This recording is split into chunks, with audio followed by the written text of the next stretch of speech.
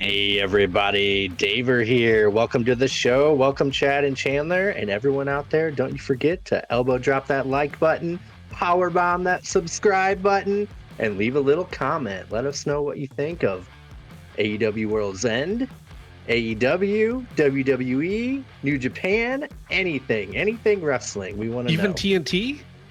TNA, Joe Hendry's getting another title shot. Are they going to do it? Are they going to pull that trigger? Yeah, Ooh, I believe in believe. Joe Hendry. Plus that'll free Dolph Ziggler to come back in the Rumble. Ooh, like Naomi. Yeah. But yeah, we're gonna get down and dirty, talk about AEW World's End. I thought it was a lot better than last year. Yeah. What? Wait, hold on, Dave. You didn't enjoy the 9-minute and 30-second Swerve and Dustin Rhodes match? You're crazy. It was supposed to be Keith Lee, right? That. You thought 2 Ospreay matches were better than that? You're crazy, man. You're crazy. But yeah, I really enjoyed the show. There were a couple things that they probably could have done a little differently.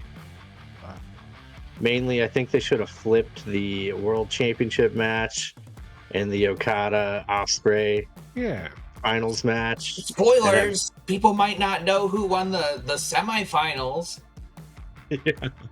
But Kenny coming out should have ended the pay-per-view. That's a bigger deal. Adam Copeland did return after the Moxley, Adam Page, Orange Cassidy, and Jay White match with FTR. I know you could care less about FTR, Chandler, but I think it made him seem a little cooler to me. Just a little bit. More than they usually are. I mean, I don't know. To me, it's just like, they hitched their wagon on whatever big name, like CM Punk, do-do-do, and then now it's Adam Copeland, do-do-do, like, whatever. And my apathy is we're gonna stand up for AEW because we're top guys and tough guys and big guys and my family. Like, I'm sure the matches will be good. There's going to be a big old 6-man tag on Dynamite, and I am looking forward to it. I like Adam Copeland. A year ago, I would have been really excited for Adam Copeland and Moxley, but because of this Death Riders angle, and it's all about standing up for it, like, I don't have faith in it because of that. And it's not really the wrestlers, I guess, because, like, I still like Moxley and Claudio and Pac on their own, but just this whole feud stinks. Everything about it stinks. So I'm just not excited, but I'm sure the match will be at least sports entertaining. Are we going to get Dax Harwood being the best wrestler in the world in that 6-man tag? I think the sequence where he beats everyone up. We all think Adam Copeland's going to take on Moxley at Revolution, right? Raise your hand. I think that. What if it's Dax Harwood? What's Moxley going to do then? He's going to take the Death Riders on all on his own. He's the greatest wrestler in the world. I think Dax Harwood and the 6-man will fire up and do his thing. And then Marina Shafir will just put him to sleep. And then that's when Dax's wife comes in. My family. Why does she have a mustache? Why is she bald with a mustache? That doesn't make sense. I love it. Yeah, we need that. But yeah, man, the 2 semifinals for the C2 were really good. The finals were good. I am now glad that they put them on the pay-per-view. Before I was like, they probably could have put the semifinals on Dynamite or Collision, but I think they cooked. They were good. Yeah, no, and I love the idea of wrestling more than once in a night. Like that puts some real stakes on it. Like, do you go all out like Will Ospreay did at the beginning to try to win that match, or do you conserve some stuff more like Okada and do a little bit of strategy? But then you put you even getting to the last round in jeopardy. So I don't know. I thought it made a cooler story. What are you talking about? Okada went all out with that match with Ricochet. Didn't you see where he's running all around the ring, getting all that momentum? See, and like, It was good. I know ring to ring, bell to bell, Osprey Fletcher was probably better, but was there a silly bald head slapping spot in it? Yeah, that was pretty Didn't think amazing. so. And Fletcher's kind of bald. It could have worked. So I don't know. Like maybe just because Okada, God, my rankings always shift, but due to the C2, Okada might be back up to like top 3 favorite in AEW. He's so fun for me to watch. And Yeah. though I'll be honest, I wasn't a big fan of Osprey in the opener. I loved Osprey in the Okada match. I thought all the nonsense that Osprey typically does worked for that match, and it made it way more entertaining when, I loved it when Okada hit him with a huge drop kick, and then Osprey just got back up with the fighting spirit. It was great. And then when Osprey was going for the Os cutter, but Okada met him with another drop kick, like it was so much fun. Yeah. Yeah, Dude, those that two. drop kick is. Ugh. Yeah, those two. Yeah. I mean, they've got a history too, and it definitely showed. Like they got great chemistry. Mm-hmm. Yeah, it was fun. Yeah. There was not a single like actual in ring segment that I didn't actively dislike. Like some of it, like Cole MJF, I could have taken it or leaving it, but I didn't hate it. But for the most part, I thought all the wrestling was good to great. So it was mostly the storyline stuff, kind of some of it, like the Undisputed Kingdom. Then who cares? Adam Copeland. I was interested. I thought it was cool. It was great to see him back. But then again, it's got Death Rider stank on it. So like I want to be all into it, but I just sat through the build for this last pay-per-view with the Death Riders, and you know what? I didn't like it. So maybe they'll pull it out. Hey, maybe they'll pull it out. Who knows? Yeah, I mean, without Shane McMahon, I don't know if they can. All right. Pull it off. Copeland beats Mox at Revolution. Christian catches in, so we get Christian world champ by Revolution. I'm okay with that. Who's living? Yeah. I'm okay with that. Absolutely. But yeah, we're gonna do something fun. We're gonna talk about a match from this year's World End, and Chandler's gonna tell us what the match correlating with that was last year. That should be kind of fun.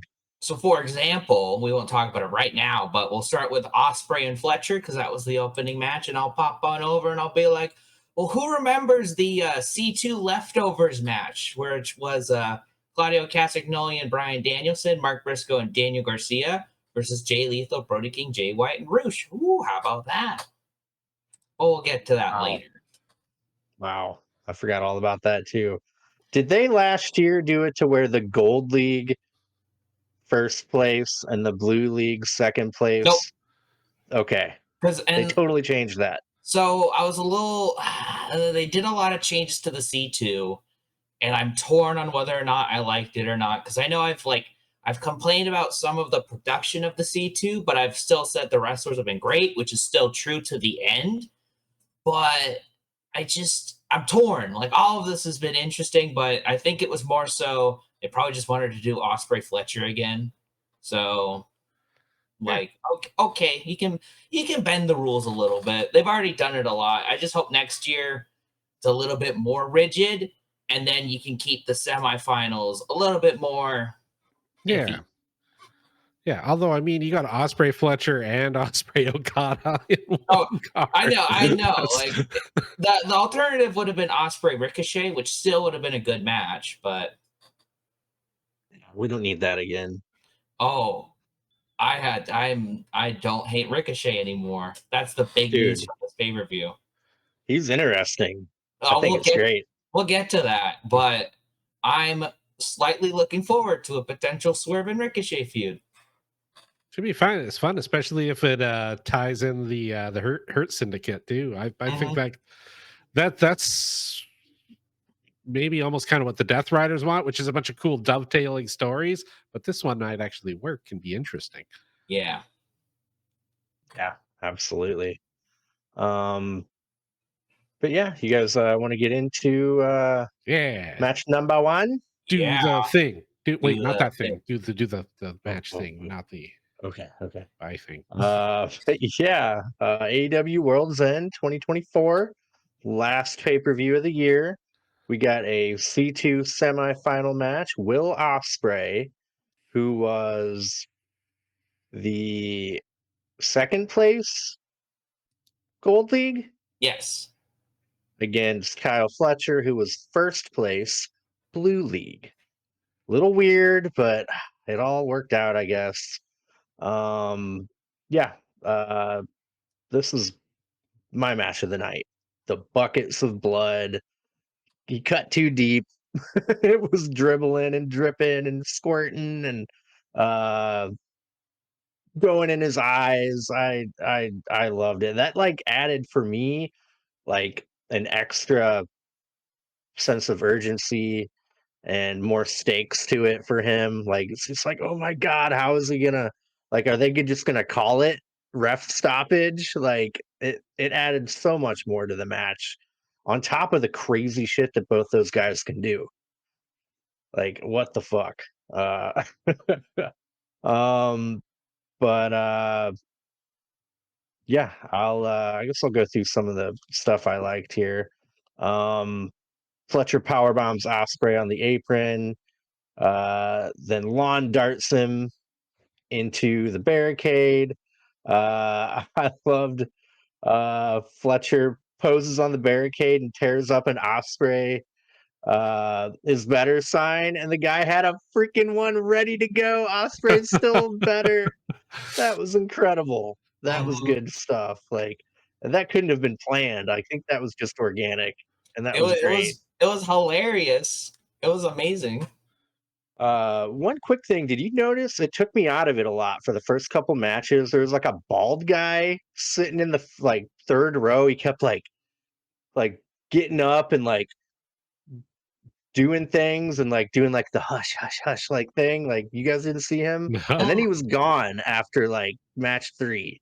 So I was like, man, did they like make him move or something? Like he was taking it out of like I was looking at him more than some of the match. So yeah, I just curious mean, if you guys noticed him.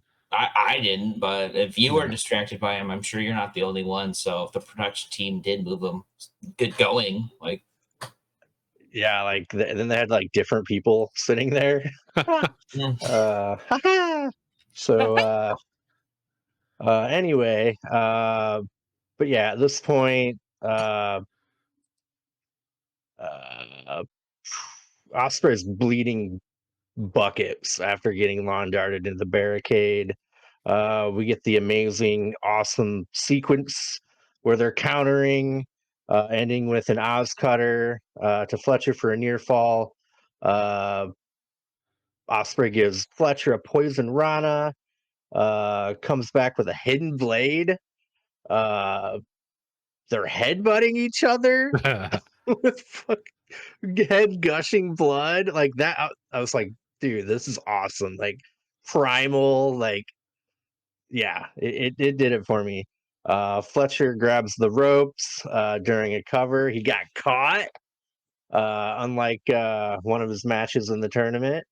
Osprey kicks out of a brainbuster, then a last ride, and eventually Osprey wins with a Styles Clash.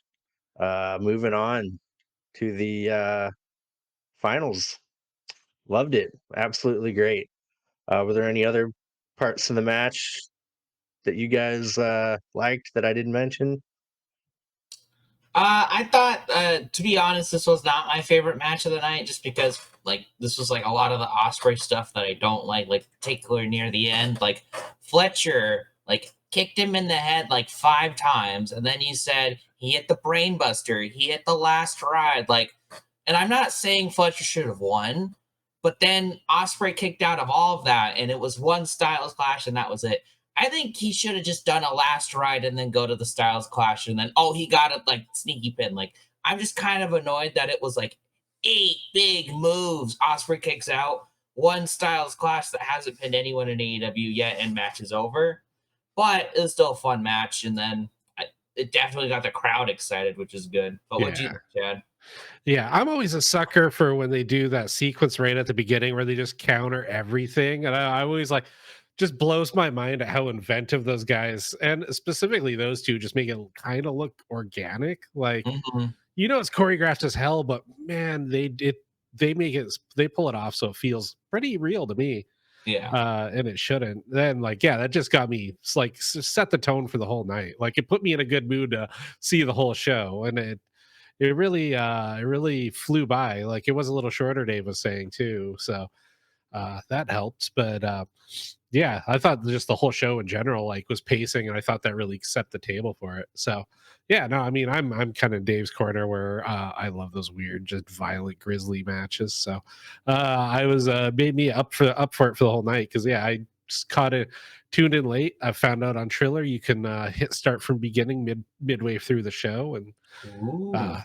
that was nice because I got off work and came in at about halfway through the show. So it's kind of cool though. Watch it from the beginning and not have to wait a couple hours for the replay. And Oh, that's nice. yeah, Is that what Bleacher Report did? yeah. Even like Peacock does it too. I had the Royal Rumble spoiled for me a year or so ago because I watched it like an hour late, and I was just starting the Roman Reigns Kevin Owens match where it was the one where Sammy turned on him, and it cut to Sami Zayn turning on Roman Reigns, and I went, "Ah, man!" Like I figured that would happen, but it was so much better watching it live. So I was like, "Ah!" Like so that's I've been burned by it on Peacock. It happens on Bleacher Report. Yeah, man. Are you guys looking forward to the Max simulcast? Yeah, yeah. Yeah, I'm hearing though there's for like the actual replay, there's a delay, so I might have to keep Hulu just because I can never watch it live. So Yeah, yeah, like a whole day yeah. possibly. Mhm. Oh, yeah. I got Hulu for like 3 weeks after they debut on Max, so I'll have my decision made. Um, Yeah. but yeah, what was our last year match for number one for World's End? I think you already Okay. mentioned it. Funny enough, I'm gonna go really quick through the pre-show because the pre-show on World's End did not matter. But this is just funny. Willow Nightingale and Chris Statlander was on the pre-show last year, and then Wow. So it was the 20-man battle royale for a future AEW TNT championship that Killswitch won. And this is the one where they were like, anytime, anywhere. And then Hook defeated Wheeler Yuta for the FDW title. And then next up, it was again the Continental Classic leftovers match of Claudio Castagnoli and Bryan Danielson versus with Mark Briscoe and Daniel Garcia. That's the face versus Jay Lethal, Brody King, Jay White, and Roosh. And I think Daniel Garcia got the pin on Jay Lethal. But other than that, do you guys remember anything about this match? No, not at all. I remember Danielson's eye patch, and like that's it. I just remember he had an eye patch, but it was weird because Danielson was totally a heel throughout the C2, and he was a bastard to Eddie Kingston. And then it's like, we'll just throw this match on that. Like, I don't even think I knew about this match until the pay-per-view started. So it was something. Uh, Moving on. What was our next match in our current World's End? Yeah, we got another C2 semifinal match. Okada, the leader in the Blue League, versus Ricochet, who was runner-up in the Gold League. Okada does that awesome run the rope, run the ropes, run the ropes, slaps Ricochet on the head. That was freaking amazing. That got me going. Uh, uh, we got the na na na na, hey hey hey, you're bald chant from the.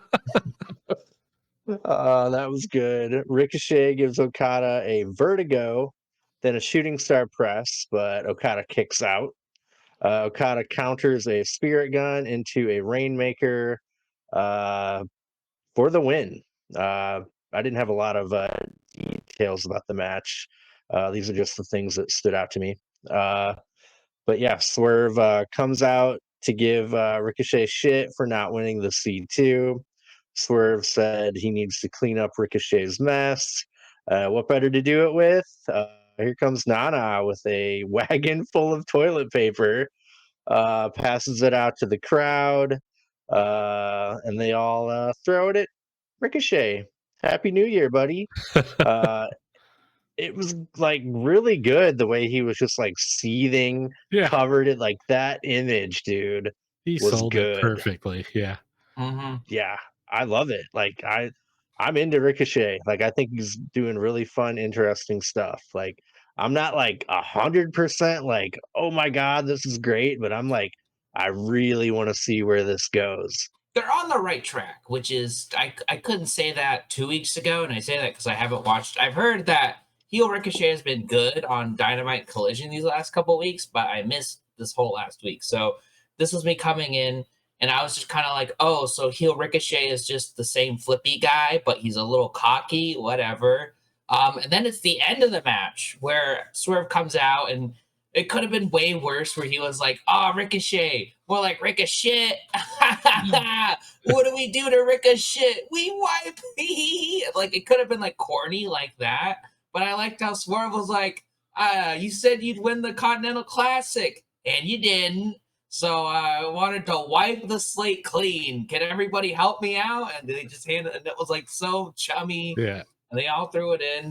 It was, and like again, he's like embarrassed. He's seething. It was so good. Oh, so yeah.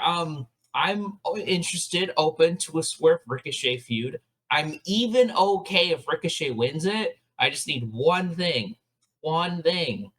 I need Swerve to win the first match, please. Oh yeah. Yeah. I like I'm fine if like they do a 3-match feud, Swerve wins the first one, and then Ricochet wins the next two, and then Swerve goes off and wins. Because I think you kind of need to mold this Ricochet character, and then he can brag about, oh, I beat a former AEW World Champ twice, guys. I'm pretty cool. Like these heels need stuff like that. Yeah. And Swerve is great for it now. And then, like, let's say this is a little bit after Revolution, after their last match, then Swerve goes off for Glory or whatever. Or it can lean back into the Hurt Syndicate. I don't know. But right now, I'm into Swerve and Ricochet.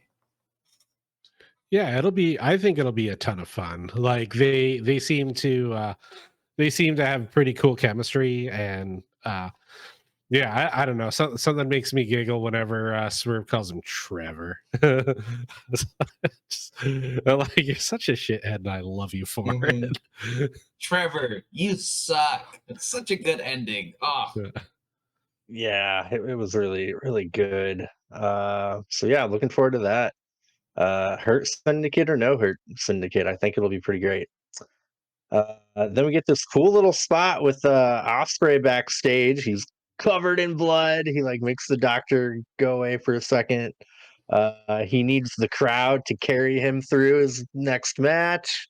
He's the guy to beat his mentor and then go to Disneyland. And in the words of Tony Khan, let's fucking go, lads. Like that, dude, that got me fired up when he said that. It's like, oh yeah, we don't normally get to hear the F word on AEW. So yeah, that was fun. Yeah, good stuff. And oh yeah, we're gonna get a freaking Ospreay Fletcher rubber match at some point, right? Oh yes, I think they should hold off on it, but we will get it again. Yeah. But like I'm saying by hold off, I mean like 6 months. Like it can happen this year. Maybe if they listen to me and put that title on Ospreay sometime soon, Fletcher'd be a great first opponent. Yeah, that'd be great. Ooh, yeah. But yeah, what was our second match of World's End last year? Okay. Miro defeated Andrade El Idolo by submission. It was 14. Was that the one where CJ Perry turned on Andrade? Yeah, like CJ Perry had been teaming with Andrade to help him in the C2, even though that she couldn't be out there. She was just giving him good advice. And then we go to the match because Miro's jealous. But it was all like a plan because CJ Perry liked the jealousy. And this match wasn't great because Miro was injured. And this is, I think, Miro's last match since, like, he hasn't had a match since. And this was Andrade's last match in AEW. And I remember watching this, and I go back to our World's End review. I'm sure I went, oh, he's going to WWE. Like, and I'm sure wasn't the only one, but I'm sure I was like, yeah, he's going. Like, this is it. Wow. Yeah, that's crazy. I remember CJ Perry had like a cast on her finger because it was like, It was like remember, super it was like infected. infected. Yeah, Yeah. dude. Oh. Yeah.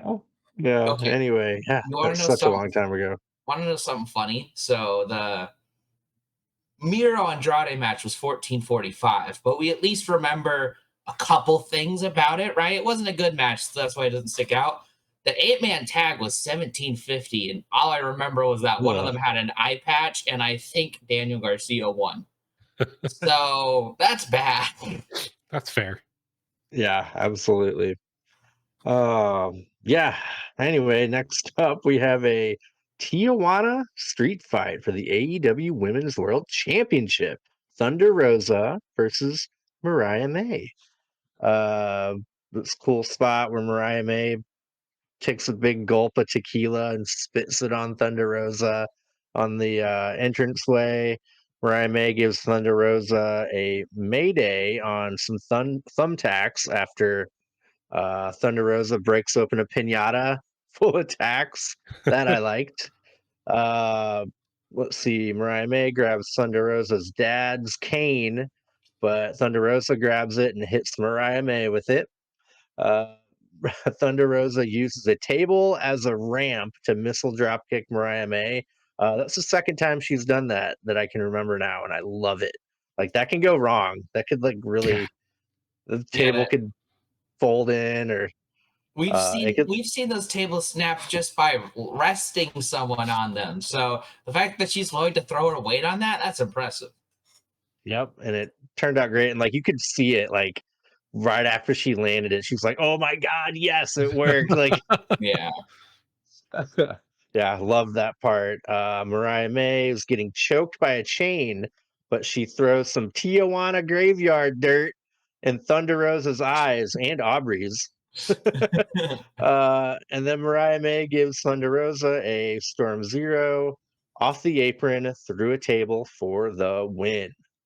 Yeah, I like this match quite a bit. I thought they were gonna pull the trigger on Thunder Rosa. Like I was like, man, Mariah May isn't working, but I think this is like one step forward into making Mariah May's title run a little more credible. Yeah. I liked this match. It wasn't anything crazy, but I liked the spots they did. Like the thumb deck spot was nice. The tequila spot you mentioned, the Thunder Rosa's little ramp into the drop kick. Those were all fun. I thought the graveyard dust felt a little silly. It was like the only part of the match where I was like, I don't really like buy that, even though I'm sure it would be disorientating to get dirt and thrown in your eyes. But it was like, oh no, it's the graveyard dirt. Yeah. Trademark patent pending. Buy it on AEWshop.com. Yeah. Does that make it more potent? Yeah, like, is it like more offensive because it's spirits in it? Yeah. So, but then the Storm Zero through the table was a hell of a spot. So it was kind of like it didn't really matter in the end. It was just the fact that it was the graveyard dirt reminded me of like bad WWE gimmick matches, but like it wasn't a bad gimmick match. It was a fun gimmick match. It was just that one spot. Yeah, that's fair.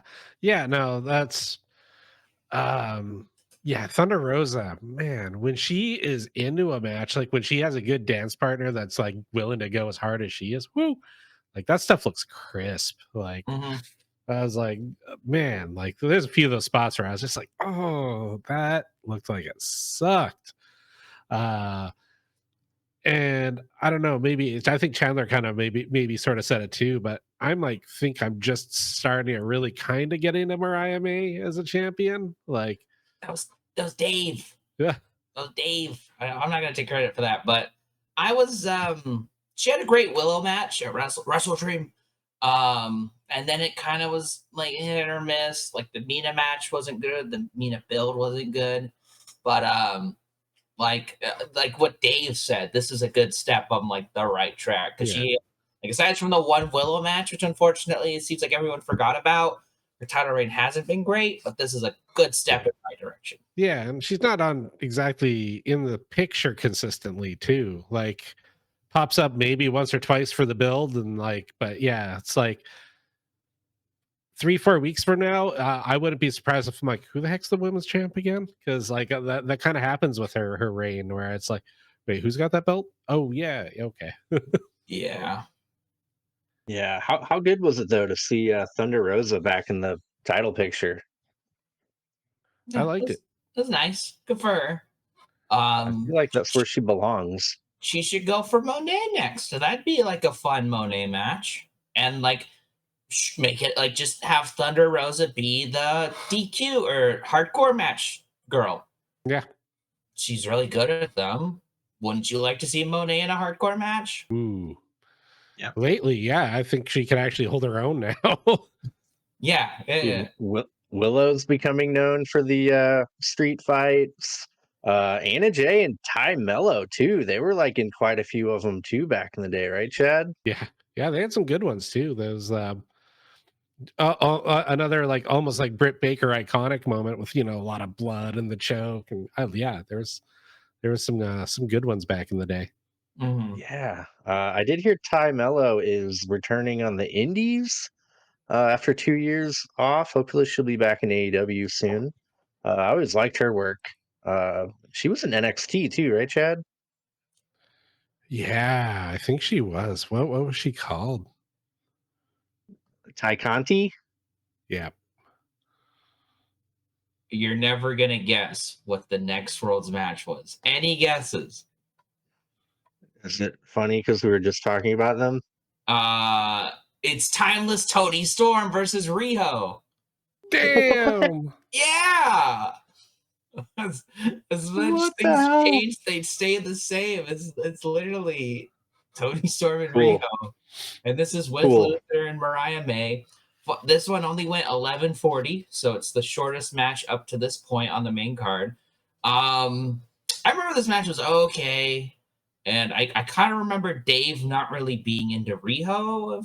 Or am I? I mean, not like she was in the beginning. Like she's never there. Like Yeah.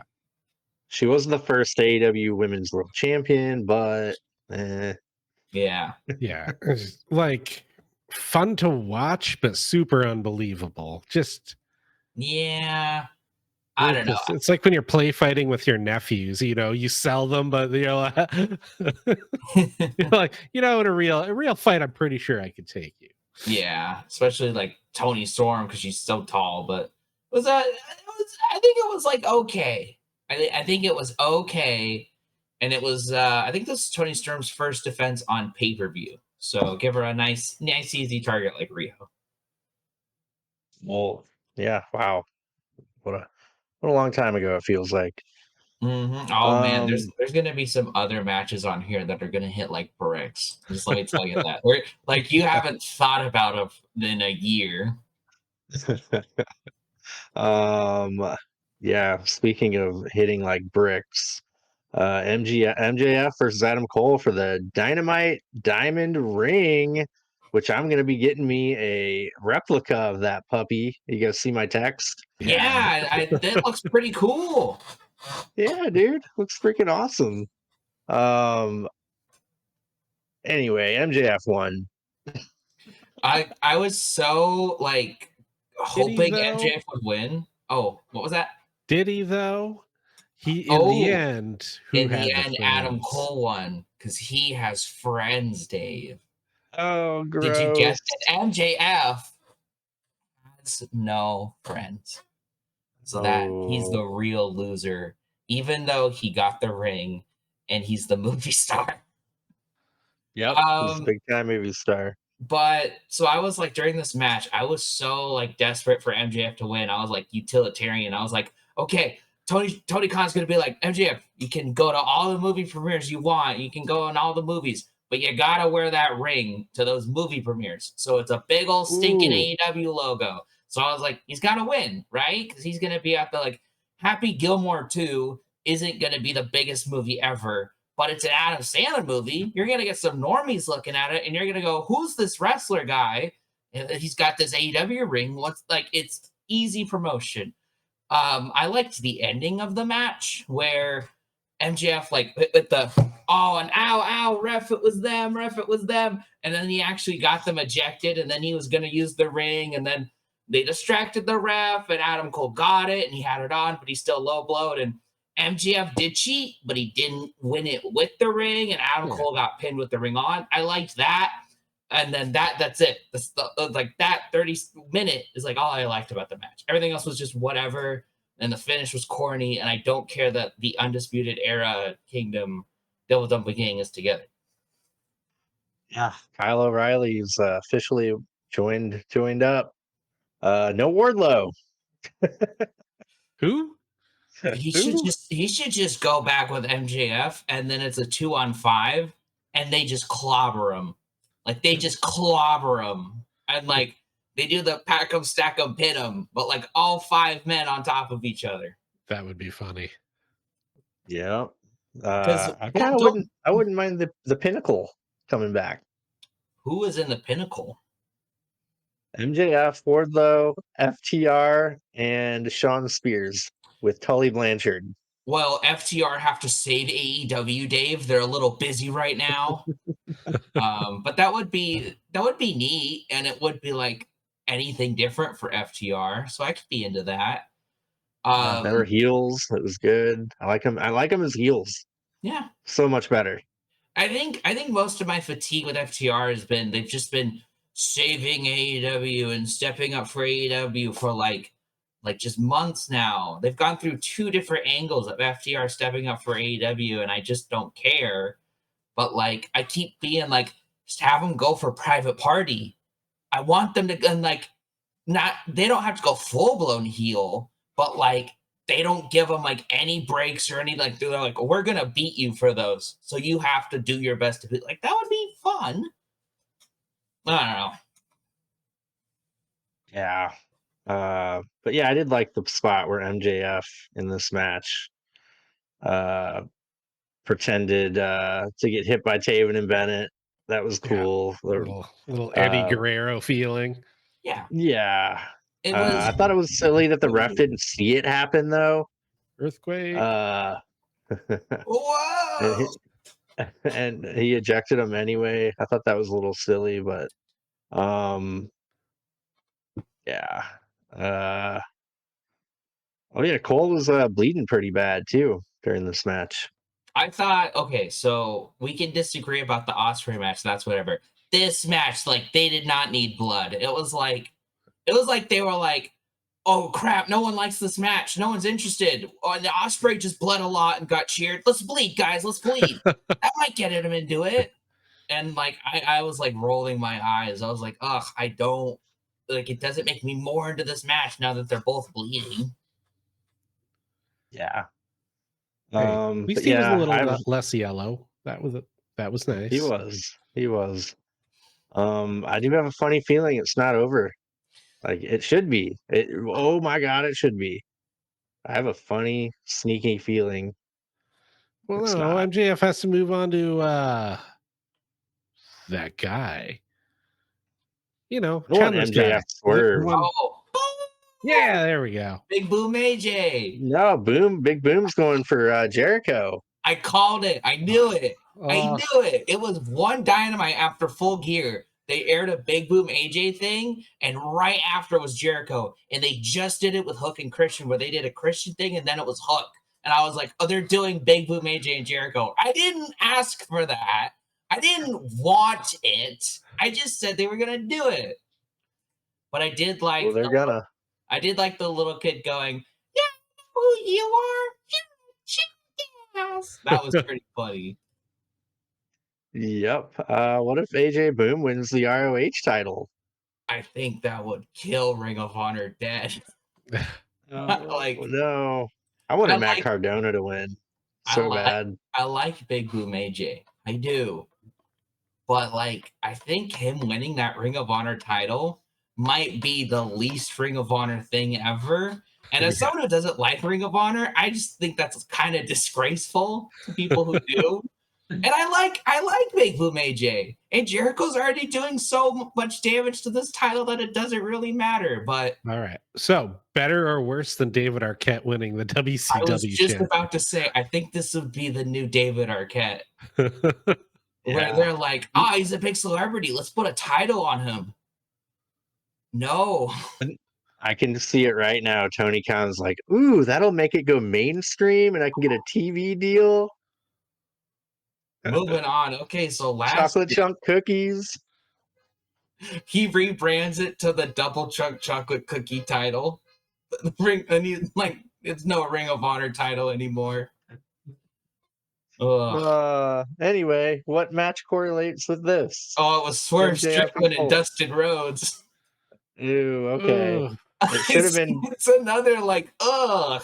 So remember, this is the one where it was going to be Swerve and Keith Lee. People are like, oh, Yeah. we're finally doing it. And then unfortunately, Keith Lee had some health issues. So Dustin Rhodes stepped in, I think like the day before. But this one was weird because Swerve beat him up beforehand and like broke his ankle or something or like damaged it.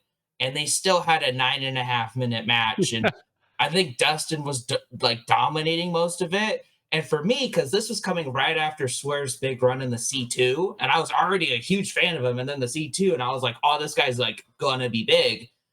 And like he was slowly turning face throughout the C2, and then he was just so brazenly heel to Dustin Rhodes. Like if it was like, oh, Swerve, you have to fight Bryan Danielson, and if you win, you get something important. I don't know. Then I can understand him breaking his ankle beforehand because it's Bryan Danielson, but it was just Dustin Rhodes.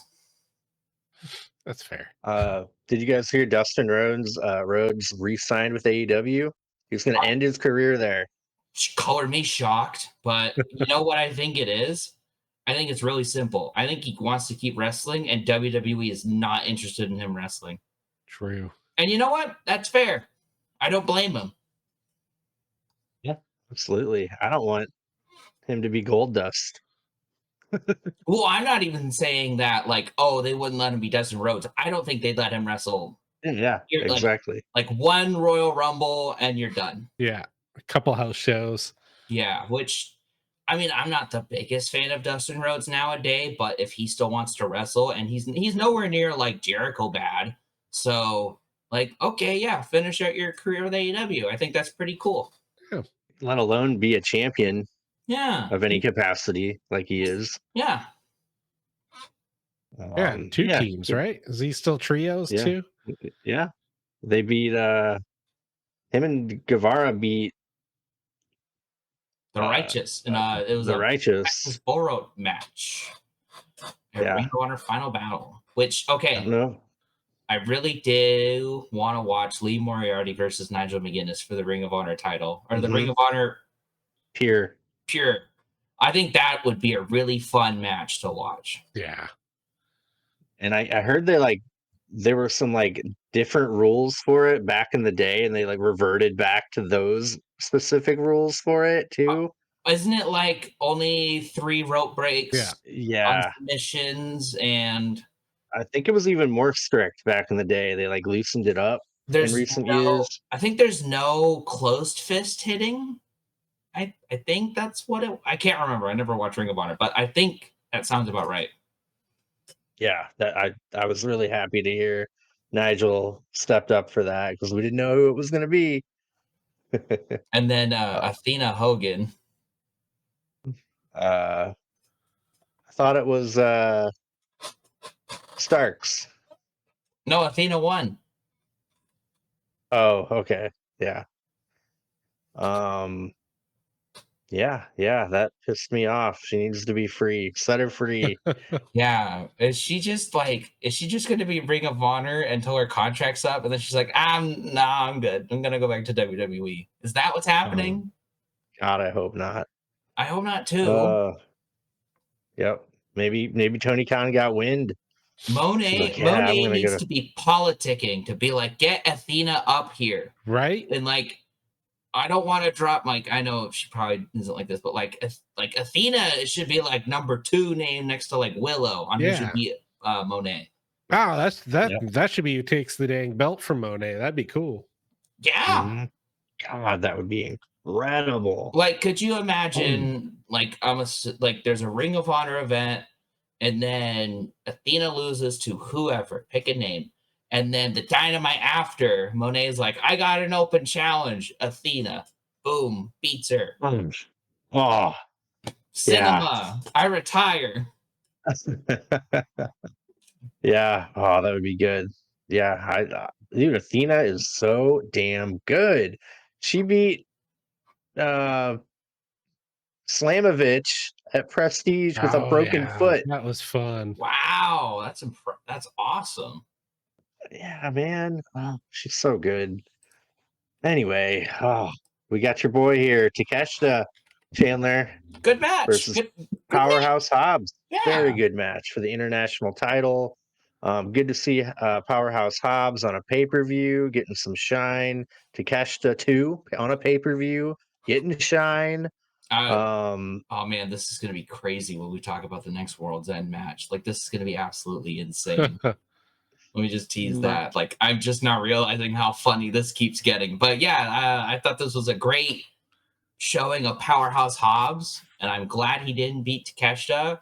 But like, if he beats Garcia for that TNT title, I'm not gonna complain. I'm not Yeah, gonna like, or like I want something good for Hobbs.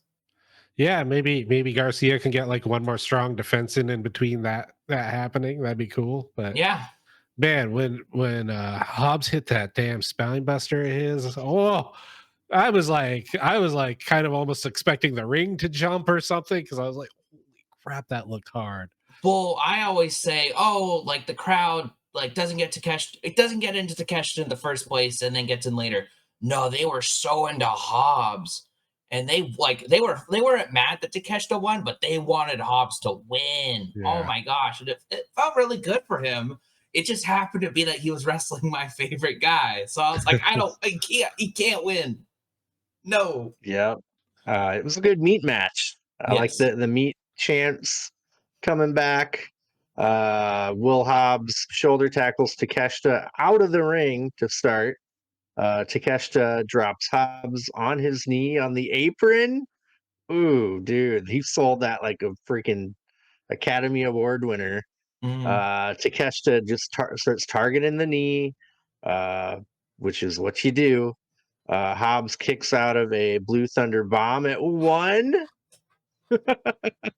Then we get a big old superplex on Hobbs from Takeshita, but the first attempt, Hobbs slips a little bit and then just sold his knee like perfect, Mhm. like he handled it perfectly. Then they finally get up. The whole crowd is going, "Please be careful." That's funny. Uh, it was good. Hobbs counters a running knee with that spine buster. Ooh, man, oh man. Hobbs has to take off the knee brace to relieve some of the swelling. I liked that part. That like And really then like Takeshita immediately just kicks him right in the foot, like nothing else. Like, that's like the end of the match. Is he kicks him in the foot, puts him in the guillotine, and then he's like, I'm bored, and then he hits the raging fire and wins. It was a great ending. yeah, dude. Yeah, I love that raging fire, dude. That move is fire. It's almost like this Takeshita guy's good or something. I I can't believe it. know. But I would say, like, as someone who loves Takeshita, this isn't like a typical Takeshita match where he's throwing the other guy around. No, he got thrown around, Yeah. which is why it was so good for Hobbs. And it's like, I'm just more of a Hobbs fan now. Like, and I'm hoping we get more Takeshita on Dynamite because he just needs to start racking up defenses on like anybody on Dynamite. But Yeah. seriously, keep Hobbs like in the upper mid card because he could really do it. He's got the look, he's got the move set, he's got the talent. And I can't remember a Hobbs promo off the top of my head, but I'm sure he's not terrible. So He's good. Good on the yeah, mic. I'm big into Hobbs right now. And I know we're talking about Ricochet joining the Hurt Syndicate, but like, what if Hobbs joins Yeah. And I was thinking, like, okay, world title's a bit busy. I said TNT, but we'll just say it's a little early for Garcia. Obviously, I just said not Takeshita. I think Okada's a little too much right now. What about him and Benjamin going for those tag titles? Ooh. Shit. I wouldn't mind Hurt Syndicate versus Don Callis family feud either. Yeah, that would be good because you have Takeshita, Kyle Fletcher. I mean, Takeshita versus Bobby Lashley. oh baby. Ooh, I But want it. yeah, Yep. I thought this was a great showing for Hobbs, and I would love to see more of him soon. Yeah. Any Man, Was our I match. missed the oh Hobbs Book of Hobbs vignettes they did briefly. Those things were cool. I was into that. Then it just kind of stopped. And seems Yeah. like Do you remember that, Chandler? when were they? Probably right before you started watching. Because I think wasn't Hobbs TNT champ like right before I started watching or like the year of? Because I remember Yeah. people were mad because He the beat ref had to Wardlow. hold the ladder. Yeah, the people were mad because the ref had to hold the ladder, and I'm like, Hobbs is a very big boy yeah. that's very dangerous. So I'm fine with things like that if it means the guys don't fall and break their necks. But yeah, I get more for Hobbs and more for Takeshita too. All right. What was our match last Yep. year? Are you ready for this? I know you forgot about this. Sting, Darby Allin, Jericho, and Sammy Guevara versus Ricky Starks, Big Bill, Takeshita, and Hobbs.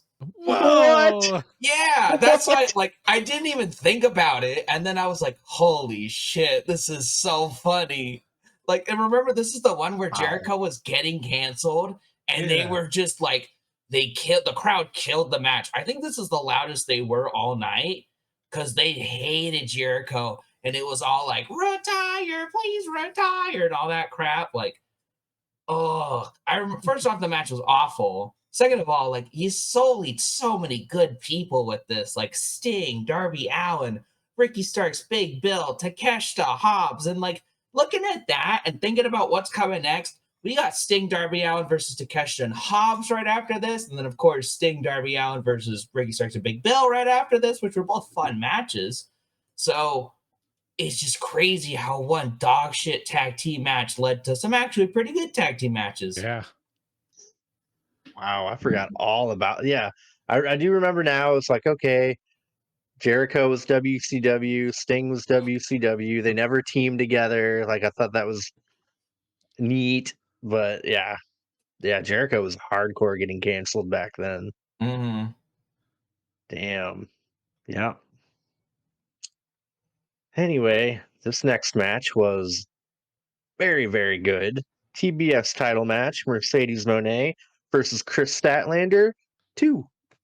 Um, Statlander carries Monet up the steps and then slams her on the apron like the powerhouse that she is. Monet powerbombs Statlander on the apron from the corner. Statlander counters a Meteora with a power bomb. She learned her lesson from the last time. I like that. Mm-hmm. Yeah. Statlander hits a deadlift German suplex for a 2 count. Monet hits was it 5, 6 amigos? I don't even Yeah. remember. I think it was she just kept wanting to go for it, and I liked how the crowd did a little Eddie chant. But of course, commentary had to go. Yeah. Did you know the reason Monet does these moves is because of her mentor Eddie? Like, oh, I like her. We understand. I like her doing the moves. That's never been my issue. She does them pretty well, and especially when she's a heel, it's like it fits and it's a nice homage. I get it. It again, does every time FTR does a sharpshooter, do they go, "Did you know that Bret Hart did a sharpshooter, guys? Did you know that?" Like, just stop it, please. Stop. I need one Monet match where she does the 3 amigos and they don't mention Eddie Guerrero on commentary. This would be nice. Then she goes for a frog splash, but Statlander kicks out. And people went from booing Monet to like cheering her pretty well at They this were point. cheering heels all night, like especially Okada and Monet. Like, it was a big heel night. Man, I love Mercedes Moné now.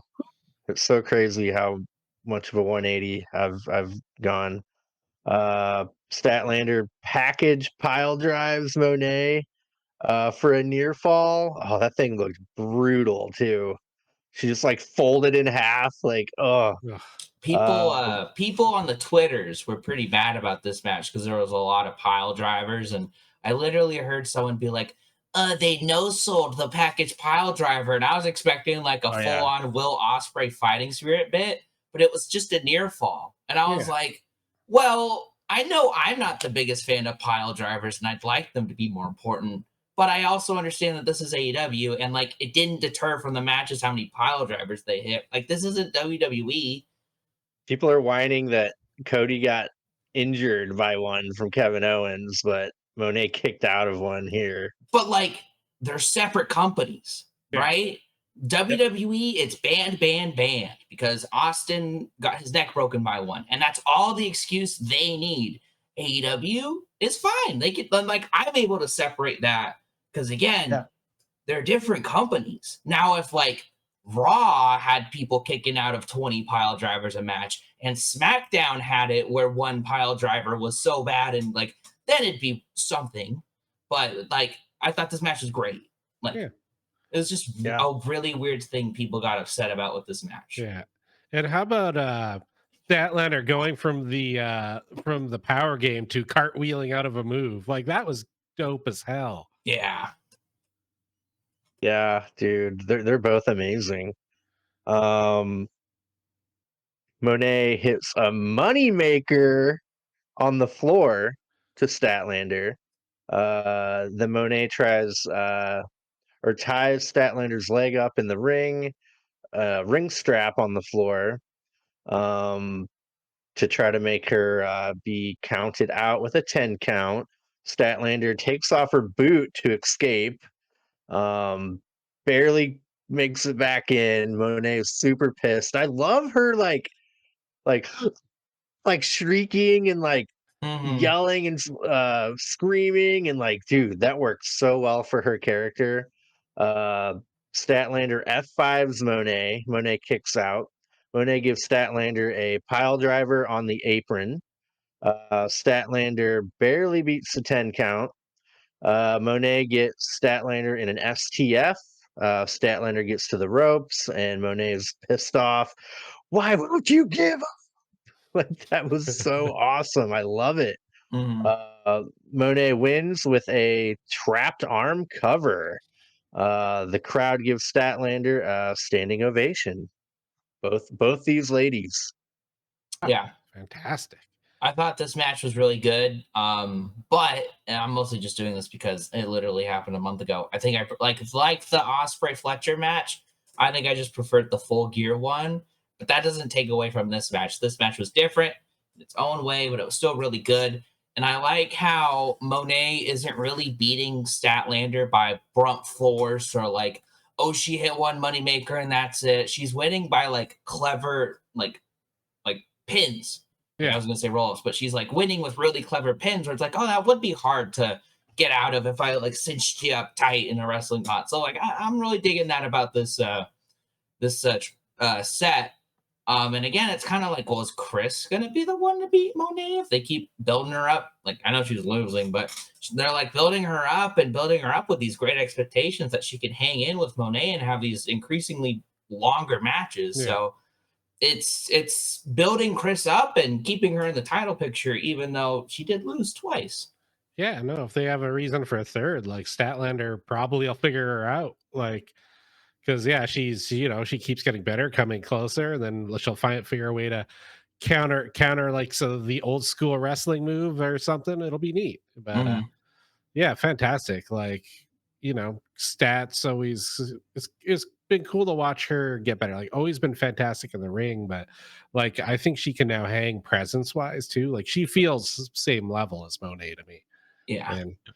And the level of those matches, like that's like for me, I enjoyed that almost as much as an Osprey match. Like they really put some hard work into that. Mm-hmm. How crazy is it too that Statlander's had both of her knees rebuilt? Yeah. Doesn't look like it, doesn't act like it. She can kip up like yeah. nothing.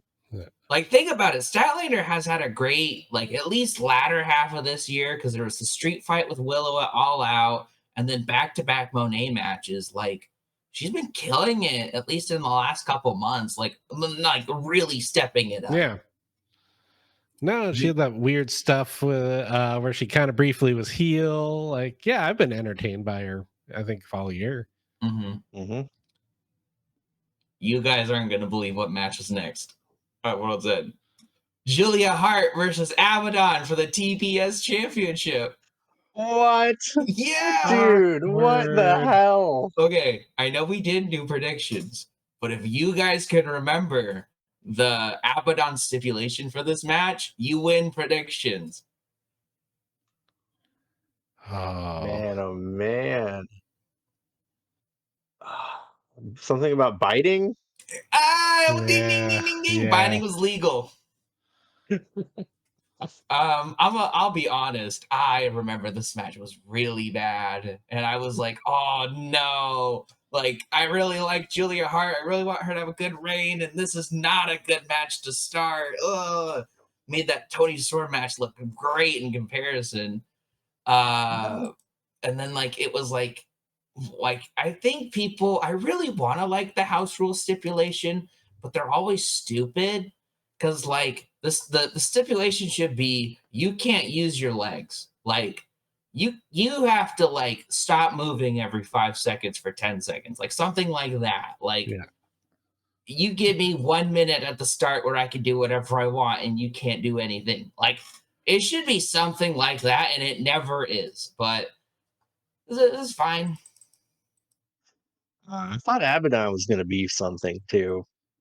Yeah, back in the day. And she didn't even get the Halloween match. This was like New Year's Eve. Yeah, dude. I think she's stuck in Ring of Honor right now. Yeah. All we have left is Ospreay, Okada, and then the main event, right? Yep. So I'm going to do the next two matches really quick, too, just to keep it even. It was Adam Copeland versus Christian Cage for the TNT Championship. And this is where Adam Copeland actually beat him. And it was the no DQ match. And then, so that was a 25-minute match. And then in an 11-second match, Christian Cage defeated Adam Copeland for the TNT Championship because he got Kill Switch was going to cash in, and then he went, wait, give it to me, and he cashed in. And I remember, I don't remember much about the no DQ match. I think it was fine, but I really liked the bit at the end because I was like, that's great, Christian Puhausery. I loved it. I loved the last bit, but the match was whatever. Yeah. I love how Garcia was kind of hinting at, a feud with Copeland for that belt, and now he has it. It's kind of cool. Oh, that is funny. Yeah. Yeah. Man, yeah, forgot all about that. That was fun.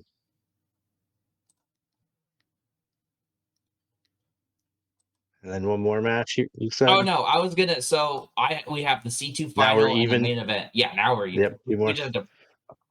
Gotcha. All right, C2 finals, the last match of the Continental Classic, baby.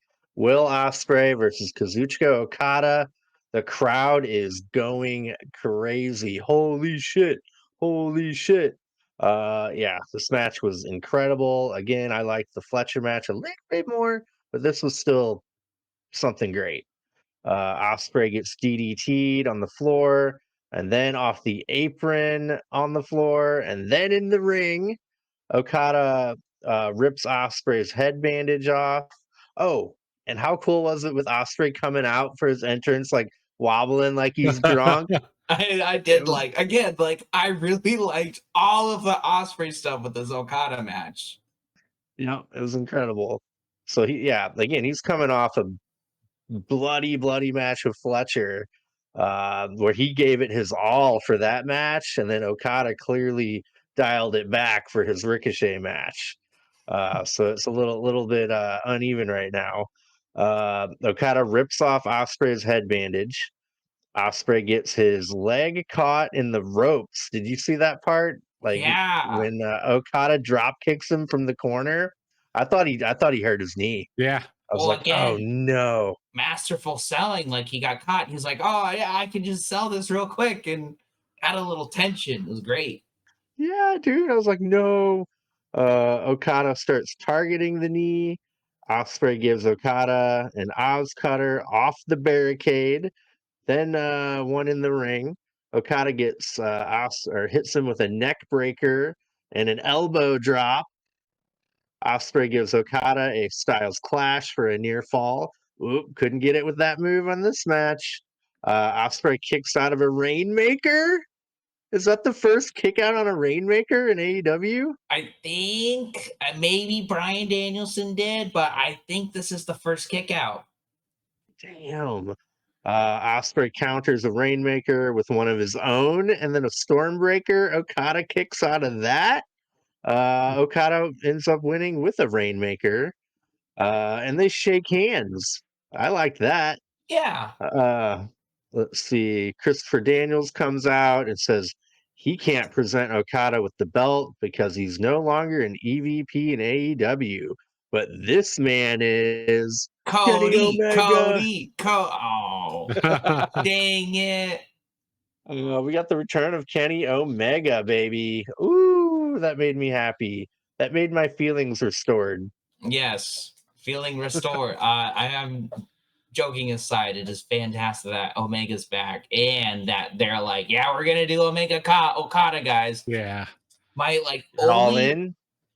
It's so far away. Yeah, but look, that they was shot to kind of because they had the way it was framed, heavy all inside. They did the same thing with Copeland. They think they're slick, where they're like Copeland with Revolution in the background.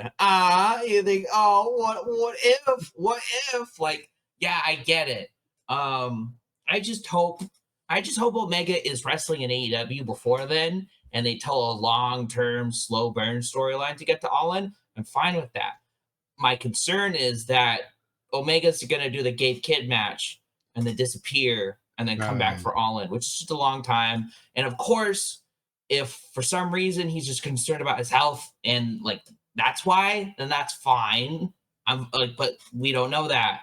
I don't know anything. So I just hope that Kenny Omega is coming back to Dynamite or AEW for a while and he can have some matches again. Right. And like, it's just an easy story. Like, Okada can just be like, nah, you're at the back of the line. Earn your way up. And he's got to fight a bunch of people to get to Okada.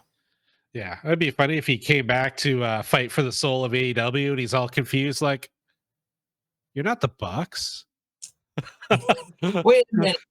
When I left, it was Jack Perry and the Bucks and Okada, and now it's Moxley and Pac and Wheeler Yuta. Like, there's too many Wheelers around here. I'm just gonna go for the Continental Championship. I don't care about this. Too many company takeover storylines. Oh, I'm still praying that there's some sort of fast exit that they're planning. Like, or maybe he'll just come back to reform the the Golden Jets. You only say that because you're from there. That's the only reason you say that. No. But yes, I loved this match. This was my match of the night. But like, isn't it great that, especially comparing last year's World's End, where we just keep being like, ugh, like we can have two great Osprey matches. One of us has one as our favorite, the other has the other, and we're both right. We're both right, and that's okay. But holy crap, Okada came to play, and like he felt like AEW's like, I don't even know, man. Like, he felt like AEW's Roman Reigns and Brock Lesnar and like all mixed into one beast. And like, he was cocky, but he was still getting his ass kicked because Osprey had all this fighting spirit. Like, it was just a lot of fun. Yeah. So I think it was a great ending. Then of course, Kenny Omega coming out was also great. It's good, really good. Yeah, and I love how Osprey sells that Rainmaker, like just the way he slams the canvas at the end. It was like, oh no, that's it. That one finished him. Like, there was no question. I was like, it was a really good ending to that match too. Again, I absolutely loved the Os cutter into the drop kick. That was so much fun. That was so pretty. he Okada countered the Stormbreaker, and like literally Osprey like jumped into him, and Okada just caught him, was like, nah, Rainmaker, I'm over you. And then he was like, yeah, and he did it. Like, it's just so like, I love Okada. He's so funny. Dude, he has climbed up the rungs for me on like one of my favorites now. He's in my top 5 for sure I think in it's AEW. I think it's pretty fitting that one of the last matches we had in AEW for this year were 2 of the biggest signings of this year and probably of AEW's history. Like I think Osprey and Okada will eventually be as important as like Omega and like MJF and Moxley, like all these really important people. Like I think they'll get there, Yeah, yeah. if not they're already Mhm. there. No, Yeah. I think it's funny how Okada's pulling this off too, because like his character work right now is so like kind of silly, kind of lackadaisical, and you almost kind of forget like, no, this is friggin' Okada, and then he just like puts on a match like that, and like, oh no, he still goes. Okay, cool. Like I've enjoyed Okada, don't get me wrong, but I don't think he's wrestled like this in AEW since his Pac match. And Yeah, I think this was better than the Pac match. But like he just like he's gonna be lackadaisical, and then when he really needs to, he's like, oh hey, don't forget, I am the best wrestler around. I just don't feel like acting like it. yeah. And that's like it's his character. It works. Is it going to be Omega to take that belt off of him? I would think so. I think that's I think it would really, really make the Continental Championship important if Yeah. Omega and Man, Okada fought over it. would that make Omega a Grand Slam AEW champion? World Tag Trios And then Continental? like a mid card other belt. I think so.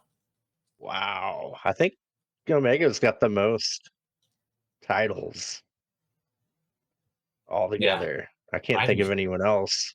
Moxley's got 2, international and world. He's never been a tag champ. Pac had the Pac's international and the trios. trio. No. Uh, Jericho, FTW, Ring of Honor, AEW World. Okay, it's Jericho, guys. Yay! oh, FTW doesn't count. Neither does Ring of Honor. Yeah. Um, moving on to Other World's End. This was Eddie Kingston defeating John Moxley to be the first Yes. ever American Triple Crown Championship. So this was where it was weird, where the Ring of Honor World Championship, the NJPW Strong Openweight Championship was on the line, and then they were like, "Oh, and we're making another belt." But I remember this match was good. I don't remember being like I don't think anything on this pay-per-view was really that exciting, if I'm being honest with you. But this was like probably the best match. Yeah, I think it was, for me it was cathartic because I really bought into the Eddie story. So it was cool to see a guy that's put that much effort into a career finally like have a cool conclusion to a story, because he always felt like, you know, he was your mid carder that wouldn't get to go any higher. So I was really into that run. Mm-hmm. Yeah, I can't wait for him to come back. That should be really good. Maybe he can take on Moxley. Maybe that'd be fun. We're about to get into it with the main event, and I know I missed a little bit of the feud or the build, but I really wish they had talked about more how Orange Cassidy, Jay White, and Hangman have all had a pin on Yeah. Moxley. They've all beaten him, and like that wasn't really important at all in the build, which is weird. Yeah. And like theoretically, that should kind of be all of Moxley's builds is, hey, I've beaten you in the past and I don't like how you're treating AEW. Let me fight you. And apparently that's a little too hard. It's gotta be about drowning or choking people with chemicals and Eggs. bags. But the bag stuff wasn't bad. I thought the bag stuff was effective, especially because it was Brian Danielson. Yeah, poor guy. But yeah, we're at our main event here. Fatal 4-way for the AEW World Championship. John Moxley versus Jay White versus Hangman Page versus Orange Cassidy. We did not get to see the belt again, and I think that's a pretty effective thing too. I like that we haven't seen it in what, 3 months? Yeah. Yeah, it'll be cool when somebody wins it. Like, oh yeah, this is what they've been fighting for. Yeah. Mm-hmm. Yeah, kind of miss it. So, what do you guys Uh, think? By the way, looking into the future, is it going to be Darby? Is it going to be somebody else who finally takes it off of him?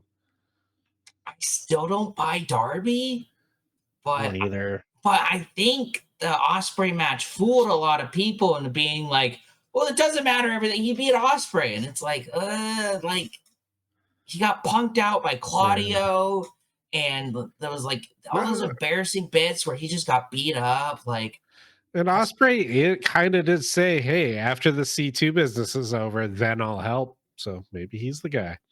but we're doing rated Yeah. FTR, so that's Mm. it's like I do wonder what Osprey's gonna do post C2. Like, is he gonna go? I don't think I'll go for Guy Flesh, but I don't know. Anyways, what happened in the match, Dave? Well, Orange Cassidy, Page, and White team up on Moxley.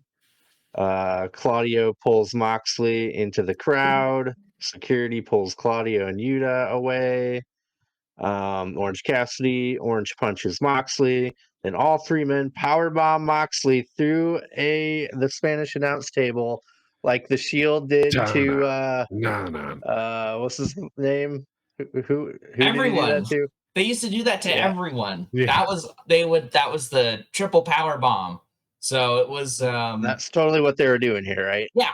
I Okay. was I like it when they do, like, that's just enough of a little reference to be like, ha, I remember. And then Moxley Yep. just where he was like, oh, I'm so sick of this Shield bullshit.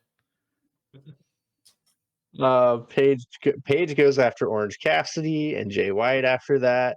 They show Christian Cage up in a skybox watching the match. Then they show Hook staring down Christian Cage from another skybox. Yep, Cage is going to cash that puppy in. Moxley returns, but dude, he's got this gnarly gash in the back of his head. Yeah, that was Looks like a red brutal. ponytail. Mhm. Yeah, that was bad. Page hits a Deadeye on Moxley. Orange Cassidy hits an orange punch on Page. Orange Cassidy orange punches Jay White, and then Moxley. Orange Cassidy covers Moxley, but Adam Page pulls the ref out of the ring. Page gives Moxley another Deadeye, then a buckshot lariat. But the ref is too late. Jay White gives Page and Moxley a Blade Runner, but Yuta comes in and saves Moxley by hitting the ref.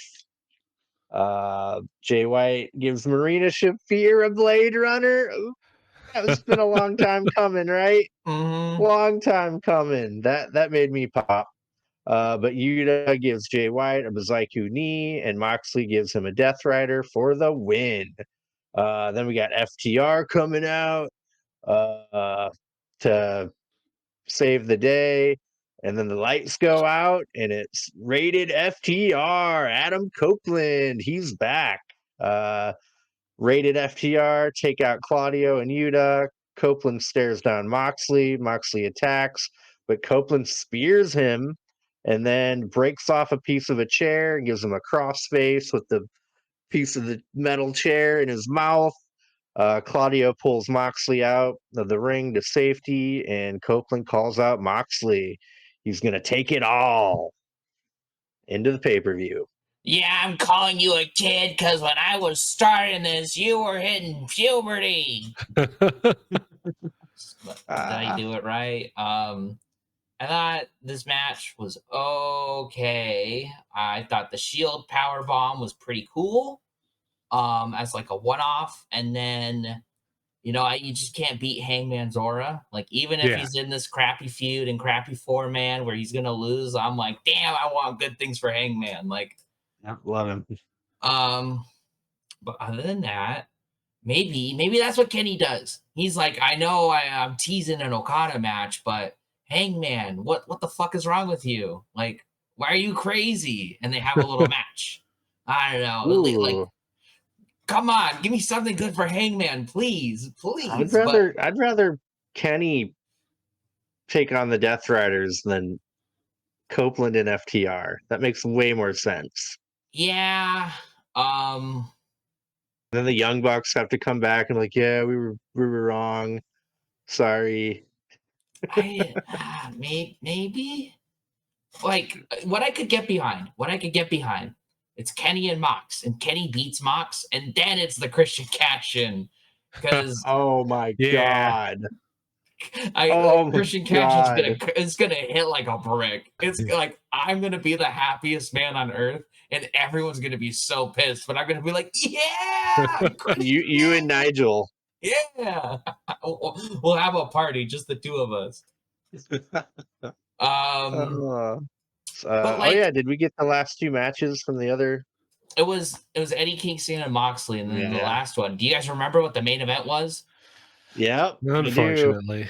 Samoa Joe and MJF. When MJF was like, he had a broken arm, broken leg, and like everybody knew that going in. And I remember being like, "Oh, Samoa Joe's winning," and people were like, "What? No!"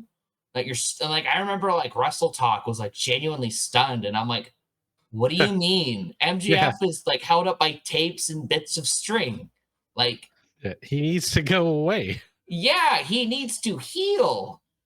And like Samoa Joe's a great choice, and like I was thinking about today, and I'm not really looking forward to the build of Copeland and Mox. It could be good, but I was thinking of last year's build to the Revolution main event because we had again like a 2-month gap. Well, it was that, but I'm thinking more so the world title, right? It was Samoa Joe came back, said rankings are back, deal with it. And then Swerve and Hangman rose through the ranks and then had their third match, and it was the time limit draw. And then they had the triple threat, which was a really fun build. And it was more so about the Swerve and Hangman feud, because then in the middle, you got Joe and Hook. Joe and Hook was really fun too. Yeah. So I'm just kind of remembering that. And I'm like, damn, that was a really fun period of Dynamite, at least for that. What do they got with Mox and Cope? Yeah. And the shitty part, the last time we saw Copeland, it was Brood Copeland. Yeah. I want that. I wanted him to be all goth. Yeah. Ugh. Samoa Joe. How are we going to get Copeland and Christian back together to win the titles one more time? How's that possible? How do we get there? Well, my answer was the Young Bucks last year, all in. So maybe FTR turns on them, they win the tag titles, and then it's Adam Copeland and Christian going against heel FTR for the tag team titles. Yeah. So, guys, what was better now that we've gone over them? World's End this year, World's End last year. Last year. Yeah. I mean, with classics like, Miro and Andrade, Swerve and Dustin. Just you have to see Riho, Abaddon, Sting, Darby, Jericho, Sammy Guevara, Starks, Big Bill, to catch the Hobbs. Such a good match. We had this year was really good. We had 2 Osprey matches, 2 Okada matches, Monet, everything else. Yeah, I just remember last year, like, getting annoyed because I'm like, this is eventually going to get good, right? And then, like, the credits are rolling or whatever. And I'm like, it never did. It never did. That was like my 4 hours of my life. That was like my 4th AEW pay-per-view, and I was like, wow, that one was really bad. That was like just dog shit. It barely had 2 weeks of build, too. No, it had like, because it was so focused on the C2. That's right. So, and they put so much, and that's what's crazy is they put they chopped up the C2 this year, seemingly to give more time. But Hobbs and Takeshita was built on Rampage, right? So that's one of the matches that wasn't. And then you still had 2 C2 matches on the show. So why did you butcher the C2 to get it made no sense? Because I don't know. What was there, 9? So 1/3 of the matches were C2. Yeah. So I don't know. all my complaining aside, this was still a good pay-per-view. I think the biggest issue would probably be flip the Okada Ospreay match with the world title match, purely because I think Omega is just, I think he's quite literally the most important singles wrestler in AEW's history. Yeah, no, in the past month and a bit has all been mostly related to the C2. Like that should have been the star of the show. And again, this is like Okada. I know the C2 might not be on the same scale as the G1, but let's just say they are. That means Okada is now tied with Masahiro Chono for 5 all time. And even Okada was going on the ring doing 5 because he's now won 5 major tournament victories. That should be a main event. Yeah. It's a big deal. Whatever we got to do to have Kenny Omega defending the Continental title in the C2 next year. Because we've missed out on both C2s for him. I need him in that next one. So he beats Gotta have Okada him. all in, takes it to the C2, and is beaten by. I'm gonna throw out a crazy name. Gets beaten by Mark Briscoe. I was gonna say the same thing. Yeah, He's They not good at booked these C2s, man. look, I know. You said I think my favorite match of the C2 totally was probably Okada Ospreay, probably, but I still think I can't forget like Fletcher Briscoe was awesome. Darby Ospreay was really good. Fletcher Benjamin was really good. Like all the Beast Mortos matches were good. Every Shelton Benjamin match, every Beast Mortos match, every Kyle Fletcher match, every Okada match were all great. And then the couple Mark Briscoe matches, like the Garcia one and the Fletcher one, like I think those were some of the highest highs in the C2, aside from World's End. Yeah, Brody Lee too. Or Brody King, yeah, he was great. Ooh, that's sad. But yeah, Brody King was really cool. Did you watch Ospreay Darby? Yeah, I did. We reviewed it. Okay, yeah, that fucking match was crazy. I missed the collision and I missed the Dynamite. Funny enough, so I was on a plane while Dynamite was in the last 20 minutes, and I actually caught the first 10 minutes of Fletcher Garcia on the plane because they had TVs. Cool. And then, did you guys hear about the final Rampage? What happened? Moxley shut it off. What? He broke into the production truck. That's kind of cool. That is cool. That's cool. Like, why are they doing all the cool shit on Rampage? Right. Stop it. Well, they can't no more. Yeah, that's true. They literally can't. So we need AEW Dark back now, right? Yeah. Yeah, I want it. I think they need a bridge between Ring of Honor and AEW that isn't Collision. And I think like a show on YouTube. I think that's what Dark was, right? It was on YouTube. That's a good idea. And I mean, you're not giving away your big money matches. You're not putting Swerve on there. You're not putting Okada or Omega, like all these big guys, but like give people who need a little bit more TV time, like Jericho, Big Bill. Yeah. Like, okay, we're going to do something with Hobbs. We're just not going to do something with him right now. We want him to win a title at Dynasty, but we want to get like we want Daniel Garcia versus Shelton Benjamin, but we would like Hobbs to beat him at Dynasty. So we'll put him on Dark Elevation, put him on a 20 win streak, and he can be jobbers and then go up to like Aaron Solo, Nick Camarado, and then he can start beating like some bigger guys. And they're like, hey, if you're not watching Dark Elevation, Hobbs is going on a tear right now, and he's gunning for a singles title. So get ready. Like, that'd be cool. Yeah. We're going to need it too, because we're going to need Daddy Magic commentating on something. Yeah. I love Daddy Magic. Love it. He's pretty fun. All right. You guys ready for what's on Dynamite? Ooh. There's something that I'm really excited to hear what Dave thinks about, but we'll get to that. First off, we have the big trios match, Death Riders of Moxley, Claudio, no Pac, but Yuta versus Rated FTR. I don't know where Pac is, but he's a part of this group and I miss him. So then Jamie Hayter, Julia Hart, which will be fun. Yeah. Orange Cassidy and Hangman Page, which is interesting. Damn. Okay. And then Jeff Jarrett makes an announcement Yes. regarding his future. No. So, is he going to come out wearing a salmon-colored suit? Ooh, and then like Daniel Garcia comes out and is like, "You're so cool, Jeff Jarrett," and then boom, World's Strongest Slam. Heel Jeff Jarrett's back, baby. So remember, this hurts. And it's obviously up to Jeff Jarrett, but like if Jeff Jarrett is saying he's having his retirement year, oh man, that's so sad. Or like he's like retiring on a set date. Because I was saying that's what Jericho should do. Because that's like the last chance Jericho has of getting any goodwill is they're doing a John Cena retirement tour and a Tanahashi retirement tour. Jericho, you're retiring in a year. You're just doing it. Like, this is the last chance to get goodwill.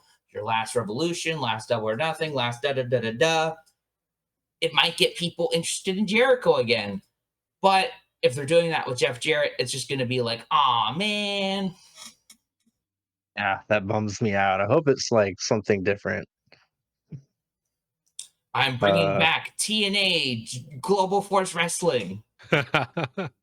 Maybe he's going to take over Ring of Honor for Tony Khan. Maybe. I hope it's a big heel turn for Jeff Jarrett or something like pull a Mark Henry. Just do it. Yeah. Do you guys think Tony Khan will ever buy TNA? No. Do you? Kind of wish he would. Really? I heard they're not doing too hot. Well, right yeah, now. they're bringing in like Tessa Blanchard and Yeah, like I think that tape library is really the big deal on that. Yeah. 2001 of like all the stuff from then to now. Like, good lord. Mm-hmm. All the Sting footage. Ooh. That's true. There's a lot of like Sting, Kurt Angle. You have Cage. early Okada, early Bucks, like before they became Okada and the Bucks. Yeah. Booker T stuff. You have Hulk Hogan, Ric Flair. Like you can start Kevin posting Nash. Hulk Hogan matches, even though Tony Khan hates him. Yeah. He might get something out of that. Kurt Angle had a good run. Yeah. Mick Foley did some cool stuff in TNA. I think that tape library would be the real appeal to Tony Khan, more than just like continuing it. Really, I think he should buy it and be like, "All right, Jeff Jarrett, it's yours again." Yeah, Jeff Jarrett, run TNA. Or no, just like the WCW takeover. The McMahons have, except Shane McMahon pops in. Ooh.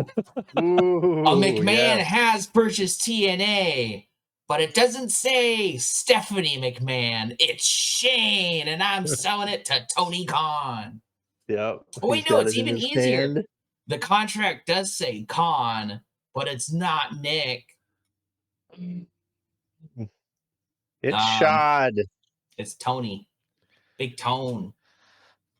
Do we want to talk about Netflix Raw real quick? I know that's still a week away. It looks awesome.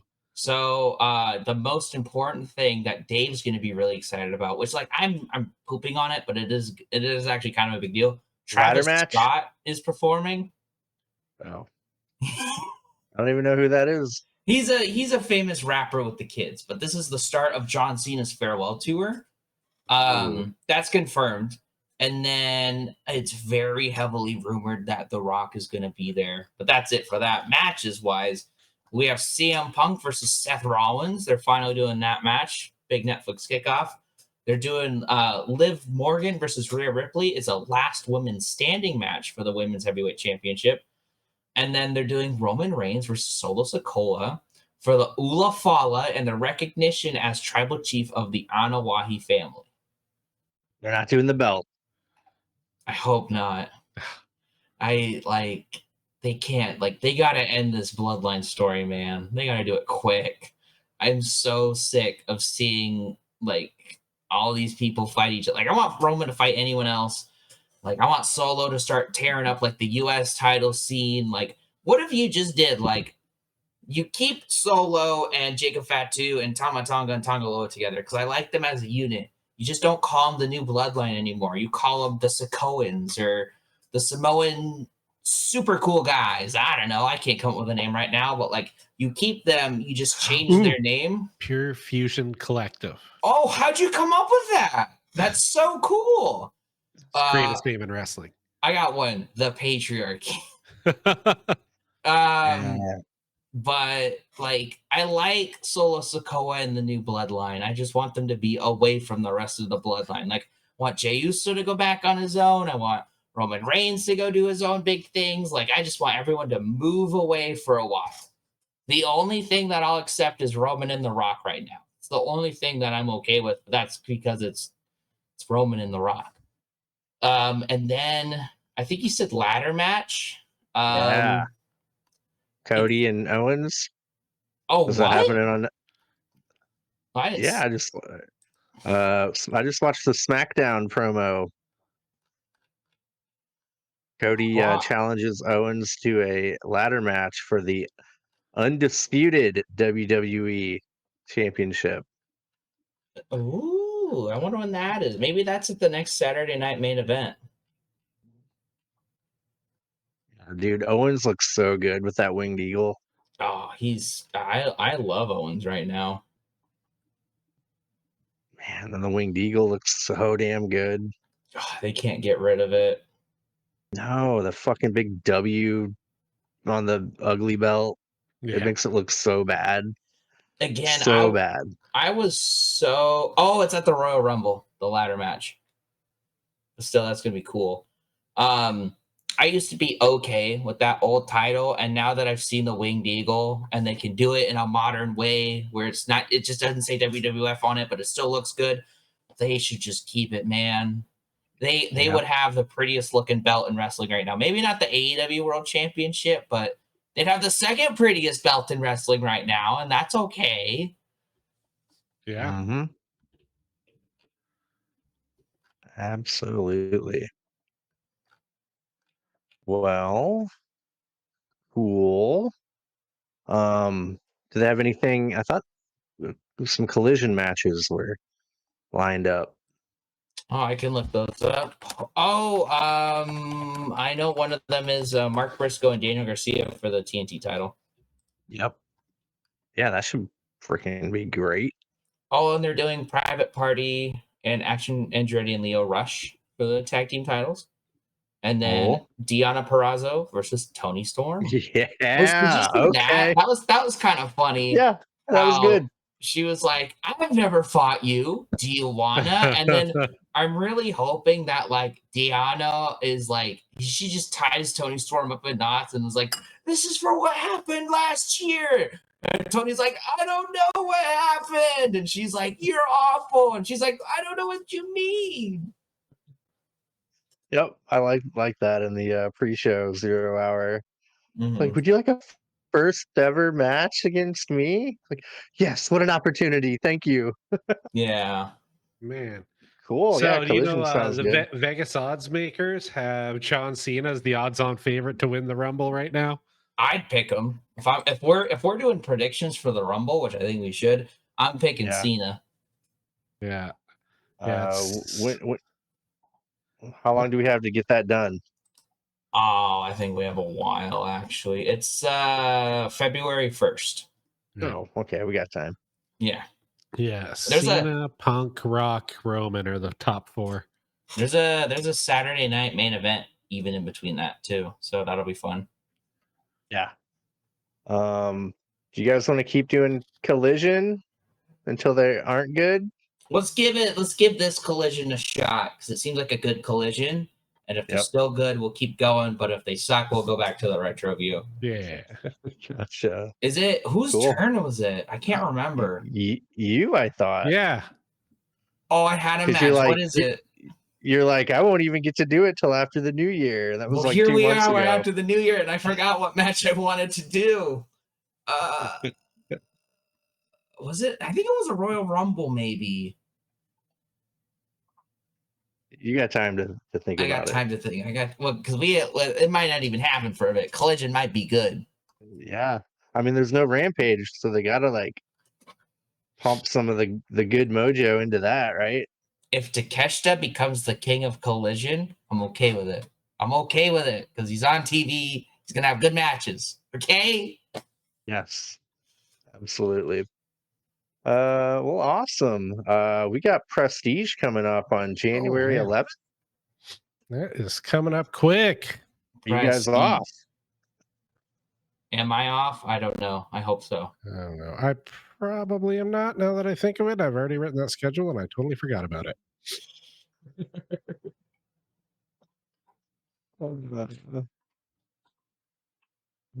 Yeah. Any big matches announced? What they got? Ooh, I'm looking forward to Sinner and Saint versus Jaden and Amira. Yeah, Ooh, yeah. that'll be fun. Kylie Ray versus Matt Brannigan. And then aren't they? Uh, Is this where they're doing Midnight Heat versus the Outrunners, or was that a different show? No, this is Midnight Heat versus God, what are they called? It's like the 500-pound guy and the little skinny Oh guy who are yeah. construction workers. That's Like funny. minute. What are they called, man? Men I at can't Work? remember. Something like that. But yeah, dude, it's awesome, dude. We saw them at one little prestige show at the Hawthorne a long time ago. Me and Chad. Um, let's see, Mike Santana versus Alan Angels for the Oof. title. That'll be fun. Yeah. What's her name? Mia Slamovich is gonna be there. I don't know who the person she's wrestling. Never heard of her. What's her name? Let's see if I know. I'll have to look it up. Oh, okay. But that Tankman guy, Chad, is Yeah. gonna be there. Yeah, it should be pretty fun. Yeah. Yeah. Yeah. Let's see here. Yeah, I think I'm going to make my exit off of Twitter and join something called Blue Sky. Oh, really? Not enjoying Twitter Yeah. anymore? No, sure am not. So yeah, Calvin Tankman versus Masato Tanaka. Kevin Blackwood versus Josh Alexander. Ooh. That'll be crazy. Drexel and Tremont Yeah. versus Silem and Tyler, whoever that is. They're called Hammer Bros, the construction workers. That's right. That's funny. I don't like that. Timothy Thatcher versus Adam Priest.